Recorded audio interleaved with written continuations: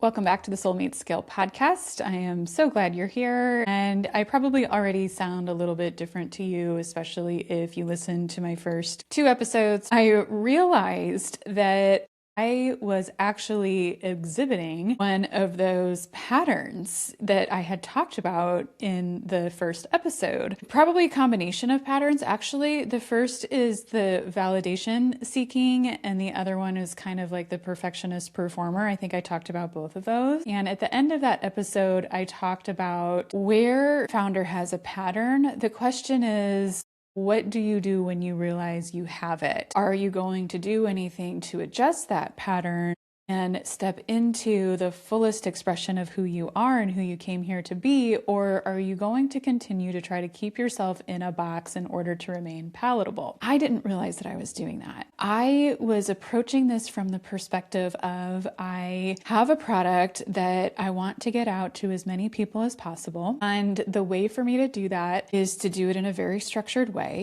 And that way I will bring them into my world, and they will learn to know, like, and trust me. And eventually I'll start talking about all of the things that I really enjoy talking about, which leans into more of the energetics, metaphysical, some people will call it woo territory. So I'm first going to start off with the name of the show is called Soul Meets Scale for a reason. It is not Scale Meets Soul, right? Like, the soul of who you are is really what is going to drive you to the success and scale that you're looking for. I can guarantee you that whatever it is that you are working on, if you look at your astrology, your placements, and how you are innately wired to work based on the planet's positions when you are born, you will find all of that somewhere in your life, in the way that you are expressing and showing up right now. You're going to find it in how you relate to people,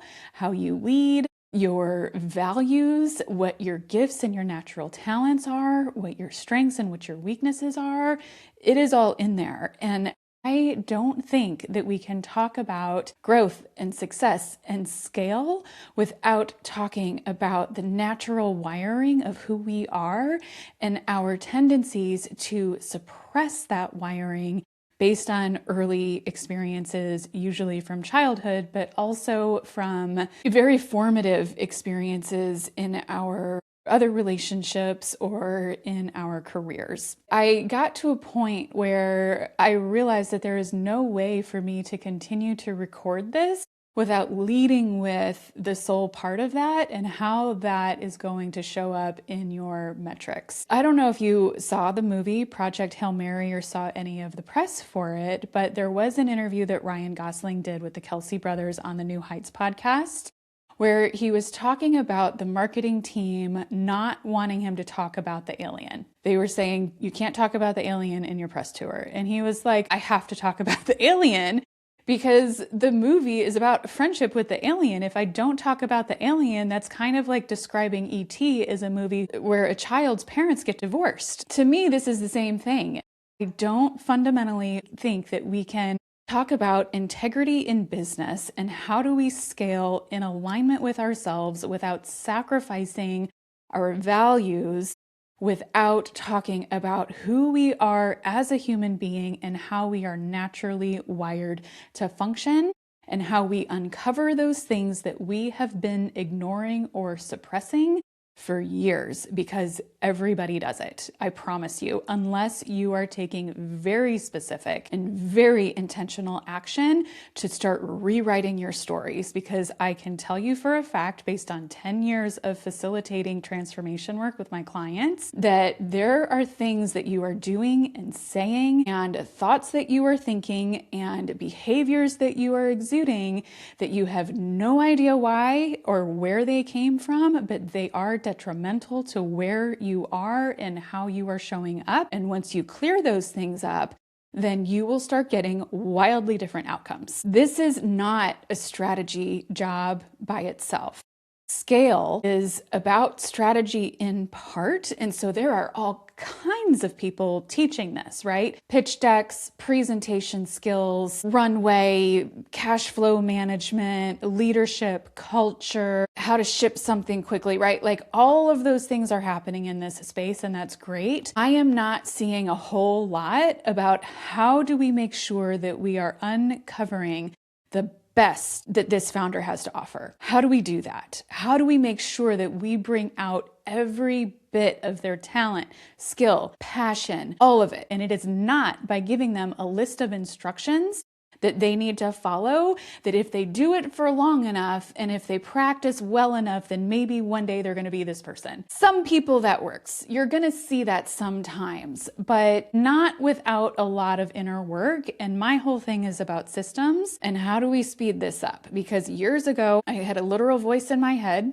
that said, go be a parent coach. And so I did it. And that really opened up the doorway for me into the coaching space. But that's really all it did. And what it taught me is that coaching in and of itself is not enough to create transformation. And certainly not transformation that sticks, and definitely not transformation that is near instant in terms of the results and sustainability that it can provide. Is coaching valuable for figuring out what your goals are and figuring out what your mindset is and reframing it and keeping you accountable? 100% absolutely, yes, it is. But is it the only thing that's going to move the needle? No, it's not. What I can tell you is that I have gotten where I have gotten through intention and the frameworks and systems that I have developed, and with the help of a few friends that are very gifted in their zones of genius. Nothing else. No psychedelics, no plant medicine, nothing where I have lost consciousness, no ayahuasca, nothing like this. Everything that I have done has been strictly through intention and consciousness work. I would not be able to tell you anything that I'm going to share with you in this episode or any other in this podcast if I hadn't either lived it myself or facilitated it for a client. I want for, first of all, me to work myself out of a job. That's my intention with every single client I take on.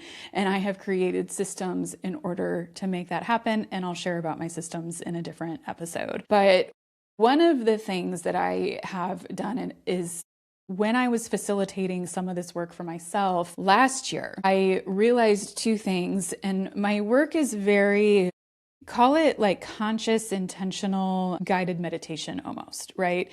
So I am guiding my client through the intentions that they need to focus on until they feel a shift. And then as they are doing that, what's happening is they're having awarenesses of what their truths actually are.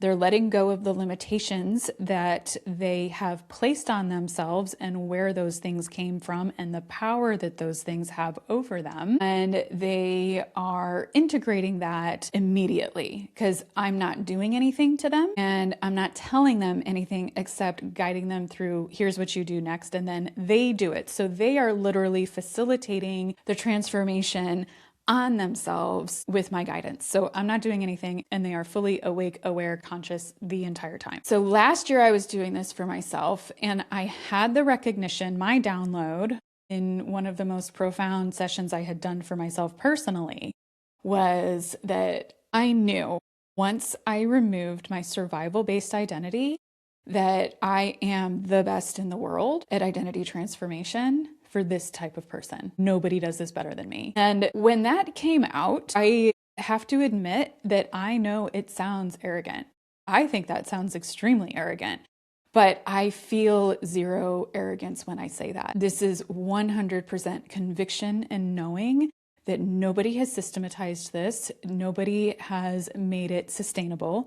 Nobody else is defining exactly who their client is right now in the way that I do and where they are going so that they actually have a target. There are so many things out there that are supportive, but nobody does this the way that I do. And when I tell people that story, combined with the story that I also know that I am more or less done with my healing work because of all of this work that I've done and because of the way I've systematized it and because of the approaches that I take, they look at me and they're like, first of all, I want that. But the second part of them is realizing it sounds kind of arrogant, but like I trust you and I believe what you're saying and I want that for myself. So maybe it's actually not arrogant. And since I'm talking to you and you're right in front of me telling me this and I can feel that you're not lying about it, maybe that's possible for me too. And isn't that an amazing thing, right? To be able to say that there is actually an end in sight to the healing and discovery and reflection and processing process.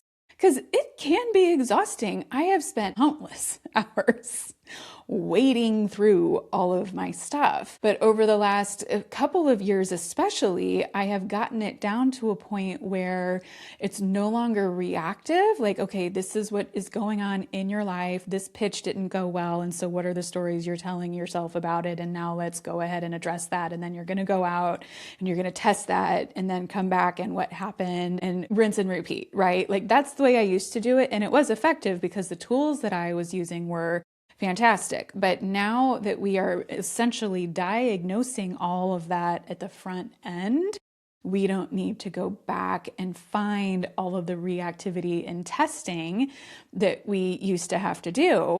And we're finding everything that would have happened in the past and all of the conditioning and all of the stories that that person has picked up over the accumulation of their experiences, and we're addressing them all head on. And this is another thing that will happen in plant medicine is where, or even other healing modalities that I've experienced, is that it will reveal to you what you need to work on, but you might not get to the outcome that you want because you're not supposed to have that yet. I have yet to have that be an issue in the way that I walk my clients through the transformation, because we always have an end target. We might not get there in a straight line, but because it is so systematized, we might just have to go 7, 8 layers deep, work our way back up the chain, and then get back on the road that we started on in the first place. But we are always working towards a specific outcome instead of these experiences where a practitioner or the medicine will take you to a different place because that's what you're ready for today. And then you come back next time and maybe you forgot about that, or maybe something else has happened that feels more pressing. It's not that those things aren't valuable, because they are, but that is something that I have seen happen and have experienced myself many, many times, where I invest in something and then I'm not getting the thing that I paid for, which can be really discouraging, because then by the time you know it, you've paid for all of this and you're still not where you thought you would be, because it's all very reactive, has been my experience. So today, I really want to lean into this soul piece. And why do we have to focus so much on this when we are talking about scale? I mentioned earlier that we are all wired in very specific ways. So I want to lean into that a little bit more. And so this is going to be your human design in your astrology.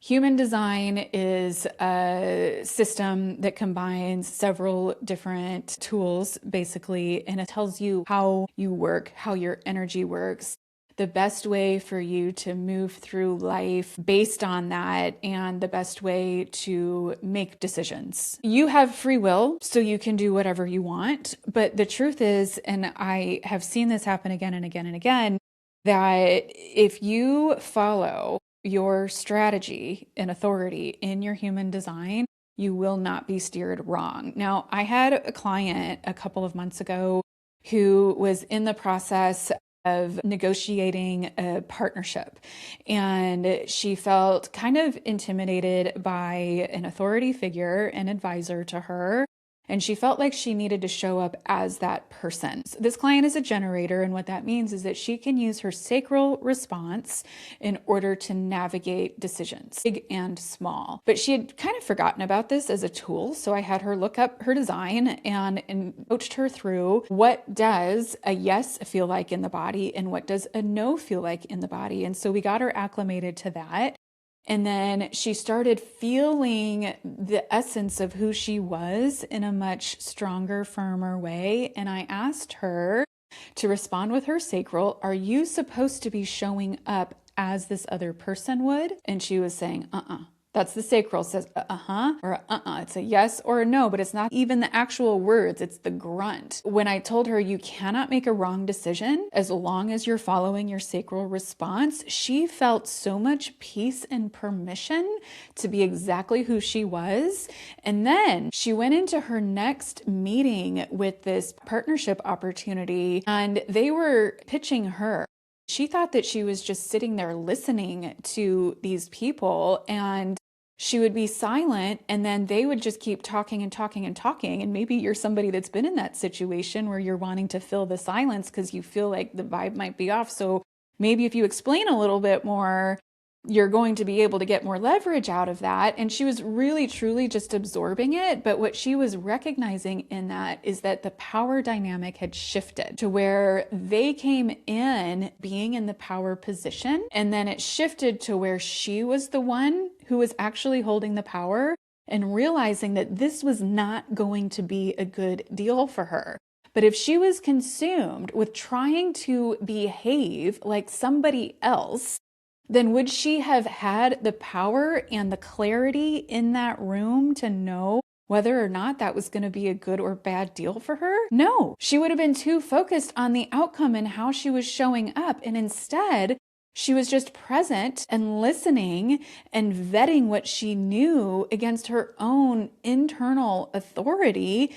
And then she made the best decision for her and had the awareness that long term, she's actually likely either going to buy that company or establish a branch similar to what that company does inside of her own company, because she's the one that long term is going to have more value. This is what happens when you start tuning in and working with who you are innately instead of pretending to be somebody else in order to force dominance in a room. She never was going to be able to force dominance in that room if she wasn't being fully authentically herself. So that's human design. Now I'm going to tell you about your timing and why that is so important. And astrology is an interesting thing because I pretty much blew that off for a long time. Like I always liked it. I always liked horoscopes and I thought that there was a little something to it, but I didn't really fully buy into it. And I was working with a spiritual counselor who had been telling me for a couple of years that I was about to enter my mental and emotional crisis. And I didn't really believe him. I was like, okay, whatever. Like I have a strong mindset. Everything's going to be fine. No. I mean, everything turned out fine in the long run, but everything that I knew to be true in my life fundamentally got turned upside down. I was anxious for the first time in my life, like for months. I had this anxiety that was persistent, and the only way I knew to get rid of it was by dancing. And so I was dancing several times a day because the anxiety was so overwhelming. I had to do something to get that out of my system. I had friendships that I thought were really, really solid completely blow up. But in hindsight, I would look at those and go, I kind of felt like I was being used in that situation, or like there were power dynamics that I didn't recognize while I was in it that I was choosing to ignore. And if you're in relationships where the power balance is uneven, is that a relationship that you should actually be in? And so these were the things that were being called into question. Another thing is that I was trying to build my business and it wasn't going anywhere. And I felt like I was putting way too much work in for next to no result, next to no reward. And I started questioning my worldview, like, why am I working so hard? It's something that I am so good at. Turns out that wasn't the time for me to be working on that. And I was in this decades-long invisibility window still, but I didn't know it until recently. Another thing is that I was questioning my marriage. Like, I love my husband and he loves me, but we were both recognizing that we both deserve more than what we're getting or giving from the other. And so should we stay married? And at the same time as that was going on, he was getting recruited by a company that was 1,800 miles away from where we lived. And that was another really interesting experience because I knew that that was going to happen like 5 years prior, right? Back to timing. But I didn't expect it to happen at the same time as all of these other things that were very friction filled in my life. Timing is important, but I never would have been able to tell you with definitive certainty that you are able to predict your timing based on your astrology. And I cannot, in good consciousness, enroll a client in any of my work without knowing what their placements are. I can work with them without human design. We can figure a lot of stuff out, but my clients, they want results and they want to know when they're going to get them. And I have gotten to a point where we've got to know the astrology because we want to make sure that you are setting up your systems in accordance with how you are best designed to work with as little friction as possible. Some people aren't out here to go out and conquer the world, yet that's what they're trying to do alone, or maybe they are, but they need a partner to do it, and they have had bad relationships in the past, so they don't trust anybody, so they can't bring on a partner. Well, I need to know that information so that we can work through it in a way that's very supportive. So the astrology is definitely important when you're going to scale. Now, maybe you have had something similar to this, maybe not quite so extreme. But if you've been in a situation where maybe you're evaluating a strategy that has worked for you in the past and all of a sudden it stops working, or maybe there is something in your build that you thought was rock solid, and for whatever reason, all of a sudden technology changed or regulations changed, and so the things that you thought you could rely on are no longer available to you, and then you have to start over, and it calls into question so much more than what you were expecting and takes far longer to navigate through than what you were planning on. And so something that you were expecting to maybe only spend a couple of weeks on takes months. And I'm not saying that this has to be a Uranus opposition, but maybe there was some other transit that was happening that created that friction that made you have to take a deeper look. And more than likely, you came out better for it. These are the types of things that it's so helpful to know when they're coming so that you can be prepared for them and have a strategy to move through them instead of learning everything the hard way, like what I had to do. But after that, I couldn't deny the importance of it. And then I continued to figure out what am I doing with my work. I was in burnout for a period of 3 years, and I was told a whole bunch of other things with astrology that still probably haven't fully sunk in. But then in November of this past year, I was hearing a lot about Saturn moving into Aries, and I wanted to know, what does that mean for me? And it basically took me down this rabbit hole of me dissecting my life through the lens of astrology and when certain things had happened. And what I realized is that I literally was born to be invisible almost until like June upcoming of this year. Today is April 29th. The end of June is when Jupiter moves into Leo, and then things start lifting for me. But then we have a Mercury retrograde, which turns down the volume on my magnetism for a little bit. And then at the very end of July, I come out of that, and then it's basically all systems go. And I can feel it. That's the thing that's crazy to me. I am somebody that can see deeply, and if you're not ready for that, it can feel very invasive and uncomfortable if you get locked in on by a projector, which is what I am. And so if I'm not invited, I literally won't be heard or seen. But I just always chalked that up to being a projector. I never really thought about the layer of my astrological transits on top of that. So let me give an example of what this might look like. I have been to events where I'm expecting to meet somebody because somebody else that's going to be there says, hey, I'm bringing somebody. I really think that you should meet them.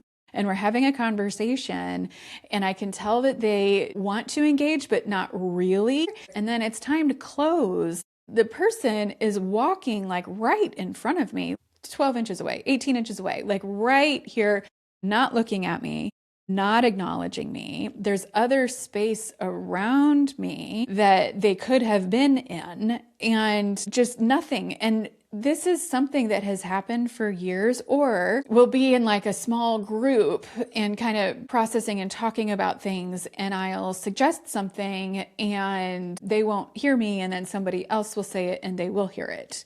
That's a really good example. How many times have you been in a room and you're pitching or you're presenting, or might be kind of a high stakes, maybe a low stakes situation, but you're trying to problem solve and you say the thing and they kind of like nod, but they move on, and then somebody else says it and they hear it and you know that you said it? Is this something you've been through before? It's a pretty common story, but the energy will just change sometimes depending on the person who said it, and you can't figure out how come this is happening. Timing is extremely important, and you learn your timing by getting a better idea on your astrology and what is locked in your transits or what is unlocked in your transits. And so when I talk about soul meets scale, I can't in good consciousness teach or guide my clients in how to grow their startup if I'm not bringing into those conversations everything that I know to be influential in that experience towards creating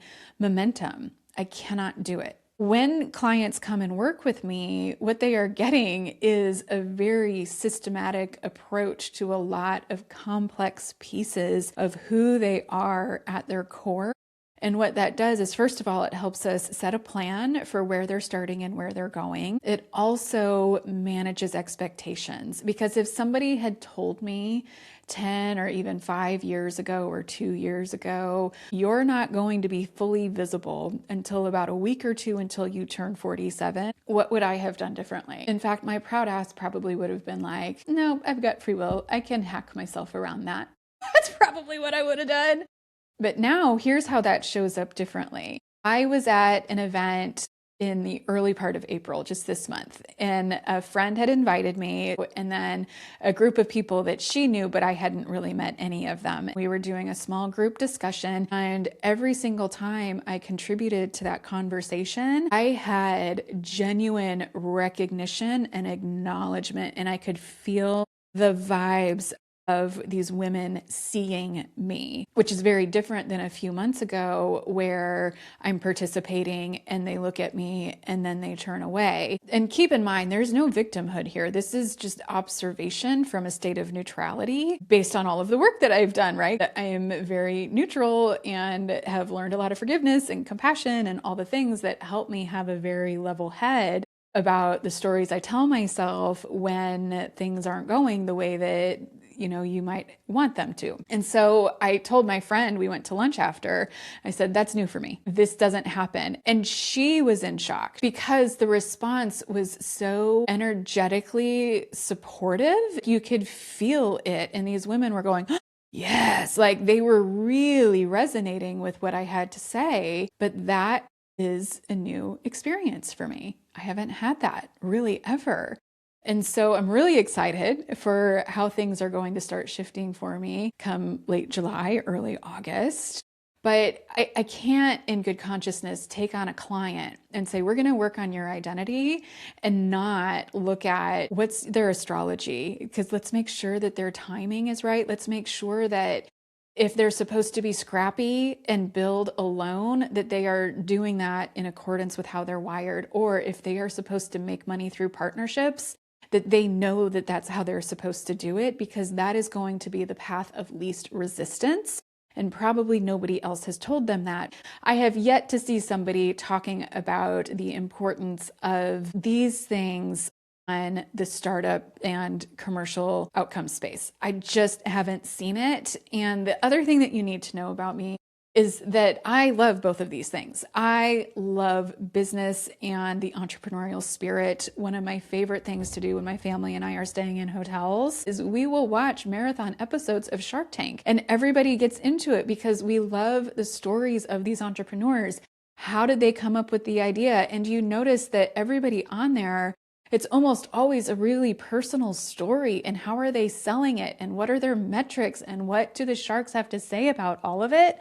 I love it. I love it so much, but I also love who you become as you build. If you want to build well, the way that I know to do that is to take a look at all of the narratives that you have created or that you have inherited through no fault of your own that are holding you back, and remove them from your system in a very systematic way. So let me tell you what I built to help you start to think about whether or not this is something that you want to explore. Because if you're still here, you're probably thinking maybe this is somebody that I want to pay attention to. This is something that you can start for free. I built a diagnostic. Earlier in the episode, I talked about how I know exactly where my clients are starting. I know exactly where we're going, and we can be a lot more proactive. In the diagnostic, you'll spend about an hour. I know that that is a big investment of time, but I promise you, if you want to scale your startup, you will spend the hour doing this. It is the most important hour that you will ever spend in your business. You will answer these questions as honestly as you possibly can. And I don't want to know who you are on a good day. I want to know who you are on your average hard day or on your worst day. I want to know what you're doing, what you're saying, what you're thinking. I want to know what you do to recover and how long it takes you to recover. What is the aftermath of when things don't go well for you? And we ask questions that have you reflect on that through all different areas of your life and business.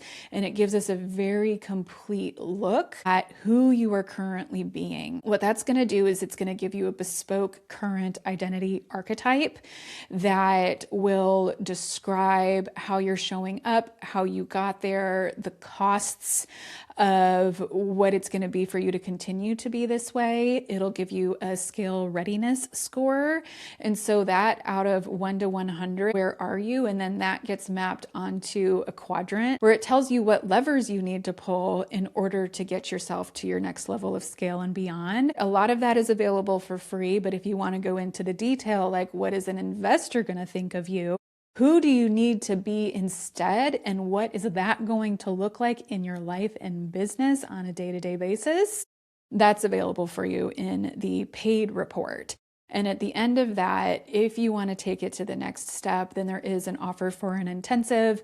And that intensive comes with a money back guarantee. If for whatever reason you are not a fit for the processes that I use, then you will get most of your money back because I need to cover my time, but I don't want to keep your money if it's not a good fit. And I'm going to know in the first session whether or not that's something that's going to work for us. It's a really honest way for you to experience the depth of this work without having to invest a ton in order to get those answers. The other thing you need to know about this diagnostic is that it will not coddle you. Everybody that has taken it has said it is 100% spot on, but this is not something that you would do on a day where you're thinking about burning down your business.